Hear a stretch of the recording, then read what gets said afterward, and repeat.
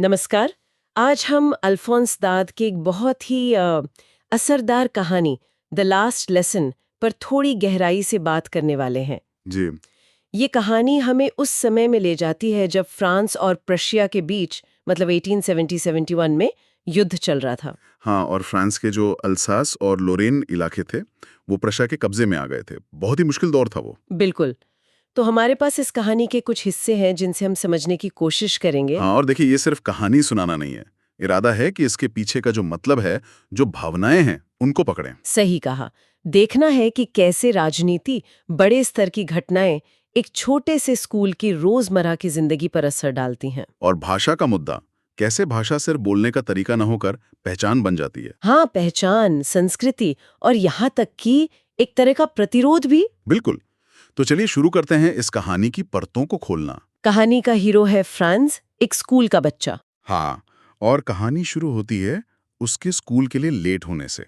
उसे डर है अपने टीचर एम हामिल से। और डर किस बात का? पार्टिसिपल्स। उसे वो नियम याद नहीं है। हाँ, क्लासिक स्टूडेंट प्रॉब्लम। लेकिन माहौल देखिए, बाहर मौसम सुहावना है, सैनिक अभ्यास कर रहे हैं। हाँ, मतलब स्कूल से ज्यादा बाहर का नजारा उसे खींच रहा है। बिल्कुल, एक बच्चे के लिए यह स्वाभाविक भी है। पर पीछे युद्ध का साया है। वो सैनिक सिर्फ ड्रिल नहीं कर रहे, वो कब्जा करने वाली सेना का हिस्सा है। ये बात कहानी को एक वजन देती है।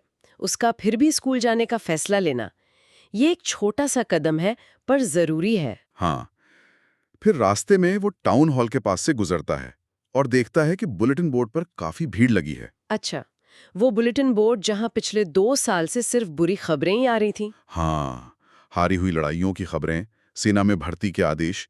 फ्रांस सोचता है, अब क्या बात हो सकती है। मन में एक आशंका तो रहती ही है उस माहौल में। बिल्कुल।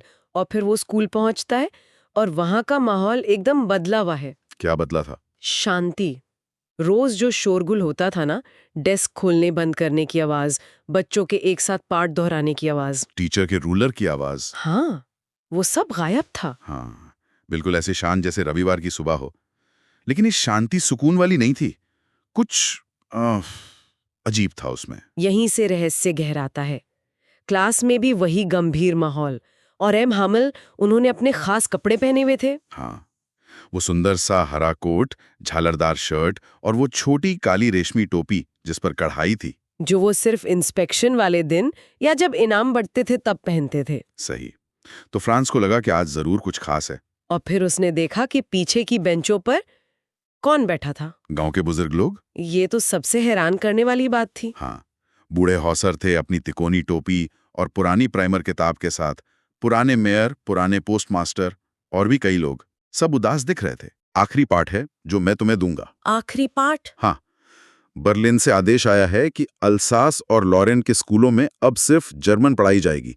नया टीचर कल आ जाएगा। ये तुम्हारा आखिरी फ्रेंच पाठ है। ओहो, ये तो फ्रांस के लिए जैसे बिजली गिरने जैसा था। वज्रपात कहा गया है कहानी में। बिल्कुल, एकदम से सब कुछ साफ हो गया उसके लिए। बुलेटिन बोर्ड पर भीड़ क्यों थी, एम हैमिल ने खास कपड़े क्यों पहने थे, गांव वाले क्यों आए थे। और उसे अपने पाठ ना सीखने का, मतलब फ्रेंच भाषा को गंभीरता से ना लेने का बहुत ज्यादा पछतावा हुआ। हाँ, वो किताबें जो उसे बोझ लगती थी, अचानक पुरानी दोस्त लगने लगी, कीमती लगने लगी। और एम हैमिल के जाने का ख्याल, उनकी सारी सख्ती, उनका रूलर, सब भूल गया वो। उसे बस दुख हो रहा था। ये पछतावा सिर्फ फ्रांस का नहीं था। वो जो बुजुर्ग बैठे थे ना पीछे, वो क्यों आए थे? एम हैमिल को उनकी 40 साल की सेवा के लिए धन्यवाद देने और शायद उस देश के प्रति सम्मान दिखाने जो अब उनका नहीं रहा था, और शायद अपने पछतावे को भी जताने आए थे। पछतावा?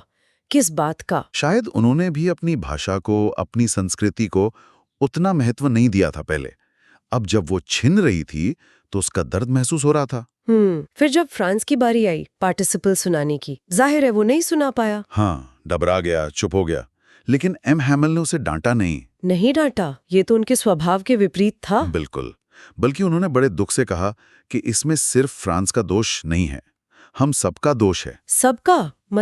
मतलब बच्चों का जो ध्यान नहीं देते, माँ बाप का जो उन्हें पढ़ाई छुड़वाकर खेतों में या मिलों में काम पर भेजना ज्यादा पसंद करते हैं पैसे के लिए। और कहा कि मेरा भी दोष है, मैंने भी तो कभी कभी तुम्हें छुट्टी दे दी जब मुझे मछली पकड़ने जाना था।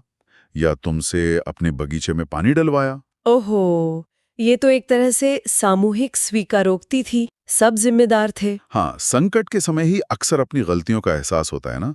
ये कोई किसी पर इल्जाम नहीं लगा रहा था, बस एक दुख भरी सच्चाई बयान कर रहे थे। फिर एम हैमिल ने फ्रेंच भाषा के बारे में बात की। हाँ, उन्होंने फ्रेंच भाषा की बहुत तारीफ की। कहा कि ये दुनिया की सबसे सुंदर, सबसे साफ, सबसे तर्क वाली भाषा है। और इसे बचाने की बात कही। हाँ, कहा कि हमें इसे अपने बीच संजो कर रखना चाहिए, इसे कभी भूलना नहीं चाहिए। क्योंकि, और ये लाइन बहुत महत्वपूर्ण है, जब कोई कौम गुलाम बना ली जाती है, तो जब तक वो अपनी भाषा से मजबूती से जुड़ी रहती है, तो समझो उनके पास अपनी जेल की चाबी होती है। जेल की चाबी, वाह! इसका क्या मतलब निकाला जाए? ये सिर्फ भावनात्मक बात है या इसका कोई गहरा अर्थ है? नहीं नहीं, ये बहुत गहरा है। देखिए, भाषा सिर्फ बात करने का साधन नहीं है। वो हमारी सोच को आकार देती है, हमारी संस्कृति को आगे बढ़ाती है, हमारी यादों को सहेजती है। अच्छा। तो जब कोई बाहरी ताकत आपकी भाषा छीनने की कोशिश करती है, तो वो सिर्फ शब्द नहीं छीन रही, वो आपकी पहचान, आपका इतिहास छीन रही है। तो जेल की चाबी का मतलब हुआ कि भाषा हमें मानसिक रूप से आजाद रख सकती है। बिल्कुल। भले ही आप शारीरिक रूप से गुलाम हों, अगर आपकी भाषा जिंदा है, आपकी सोच जिंदा है, आपकी संस्कृति जिंदा है, तो आप पूरी तरह से हारे नहीं हैं। ये एक तरह का सांस्कृतिक प्रतिरोध है। ये बहुत दिलचस्प नजरिया है। और कहानी में ये भी है कि उस आखिरी दिन फ्रांस को सब कुछ बड़ी आसानी से समझ में आ रहा था। हाँ, उसे खुद हैरानी हो रही थी कि व्याकरण इतनी आसान कैसे लग रही है। तो क्या ये एम हैमिल के पढ़ाने के तरीके की वजह से था कि वो बहुत धैर्य से पढ़ा रहे थे, या फ्रांस के अंदर कुछ बदल गया था? मेरे ख्याल से दोनों बातें थीं।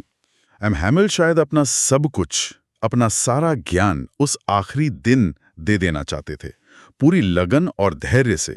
और फ्रांस अब सुन रहा था। वो सिर्फ बैठा नहीं था, वो सच में सुन रहा था, समझ रहा था, क्योंकि अब उसे पता था कि वो क्या खोने वाला है। उसका महत्व समझ आ गया था। हाँ, अक्सर ऐसा ही होता है। जरूरत और अहमियत का एहसास ही सीखने की सबसे बड़ी वजह बनता है। उस दिन क्लास का माहौल भी एकदम अलग था। सब शांत थे। एम हैमिल ने नई कॉपियां दी थीं जिन पर खूबसूरती से लिखा था फ्रांस अल्सास। जैसे छोटे छोटे झंडे हों क्लास में। हाँ बिल्कुल। सब बस अपनी कलमों से लिख रहे थे और सिर्फ कागज पर कलम की खरोचने की आवाज आ रही थी। इतनी शांति कि अगर कोई भंवरा भी अंदर आ जाता तो किसी का ध्यान नहीं बढ़ता। ये शांति शायद उस दुख और गंभीरता को दिखाती है जो हवा में थी। और तभी फ्रांस छत पर कबूतरों को गुटरुगों करते सुनता है और एक बहुत ही मासूम सा पर गहरा सवाल सोचता है। क्या? वो सोचता है, will they make them sing in German even the pigeons? क्या वे कबूतरों को भी मजबूर करेंगे कि वो जर्मन में गाएं? हाँ। ये बच्चे की मासूमियत में कितना बड़ा व्यंग छुपा है। हाँ, मतलब भाषा पर कब्जा करना कितना बेतुका और अप्राकृतिक है। हाँ। क्या आप प्रकृति पर भी हुक्म चला सकते हैं? सही बात है। ये सवाल पूरी स्थिति की बेतुकीपन को उजागर करता है। और फिर एम हैमिल की अपनी पीड़ा भी सामने आती है। 40 साल उन्होंने उसी स्कूल में, उसी कमरे में पढ़ाते हुए गुजार दिए थे। हाँ, वो बगीचा जिसे उन्होंने खुद लगाया था, अखरोट के पेड़ जो अब बड़े हो गए थे, हॉप वाइन की बेल जो खिड़की से होती हुई छत तक पहुंच गई थी। ये सब छोड़कर जाना हाँ, कितना मुश्किल रहा होगा उनके लिए। कहानी बताती है कि वो अपनी कुर्सी पर बैठे थे, स्थिर, और कमरे की हर चीज को ऐसे देख रहे थे मानो अपनी यादों में बसा लेना चाहते हो। और ऊपर उनकी बहन के सामान पैक करने की आवाज आ रही थी। अगले दिन उन्हें देश छोड़कर जाना था।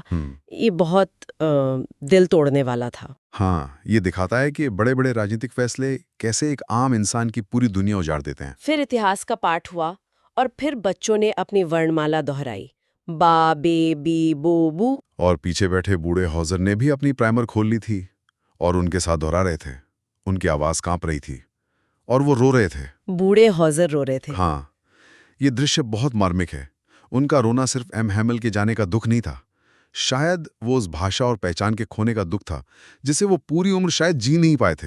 ये दिखाता है कि ये सिर्फ बच्चों का नुकसान नहीं था, ये पूरी पीढ़ी का, पूरे समुदाय का नुकसान था। बिल्कुल। बच्चे सीख रहे थे, बूढ़े पछता रहे थे और रो रहे थे। सब एक ही पल में हो रहा था। और फिर कहानी का अंत आता है, चरमोत्कर्ष। चर्च की घड़ी ने 12 बजाए और उसी पल प्रशिया के सैनिकों की तुरही उनके बिगुल की आवाज सुनाई दी। वो अभ्यास से लौट रहे थे।